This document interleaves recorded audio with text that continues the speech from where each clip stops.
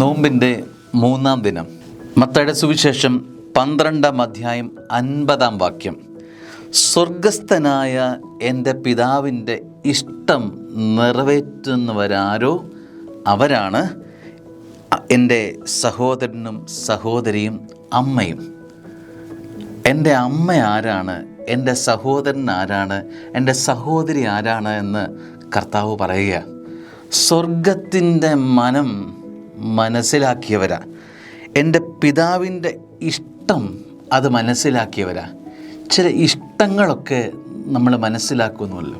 സ്നേഹമുള്ളവരെ, സ്വർഗത്തിലെ അപ്പൻ്റെ ഇഷ്ടം എന്താണ്?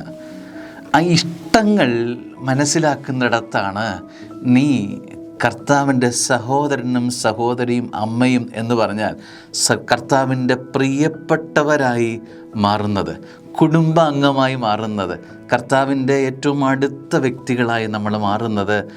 പിതാവിൻ്റെ ഇഷ്ടം സ്നേഹമുള്ളവരെ, ചില ഇഷ്ടങ്ങളൊക്കെ മനസ്സിലാക്കണം. സ്വർഗീയ ഇഷ്ടങ്ങൾക്ക് ചെവി കോർക്കണം. സ്വർഗീയ ഇഷ്ടങ്ങൾ മനസ്സിലാക്കാനുള്ള വഴികൾ ആരായണം.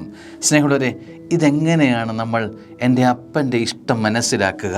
സ്വർഗത്തിൻ്റെ അപ്പൻ്റെ ഇഷ്ടം മനസ്സിലാക്കാനുള്ള വഴിയാണ് അവൻ്റെ തിരുമുമ്പിലായിരിക്കുക എന്നത് തന്നെ. അതിനുള്ള വഴി അതാണ്. ആ സ്വർഗത്തിൻ്റെ മനസ്സിലാക്കാൻ കഴിയുക എന്നത്, ഹൃദയത്തുടിപ്പ് മനസ്സിലാക്കാൻ കഴിയുക എന്നത്, സ്നേഹമുള്ളവരെ, അത് നമ്മളെ സ്വർഗത്തോളം ഉന്നതരാക്കി മാറ്റും. ഇവിടെ വചനം പറയുകയാണ്, സ്വർഗത്തിൻ്റെ ഇഷ്ടം, എൻ്റെ പിതാവിൻ്റെ ഇഷ്ടം നിറവേറ്റുന്നവരാരോ ആ ഇഷ്ടം നിറവേറ്റാനുള്ള ഒരു ജീവിതവും ദിവസവുമായി ഇന്നത്തെ ദിനം മാറട്ടെ. അമ്മ അനുഗ്രഹിക്കട്ടെ. God bless you.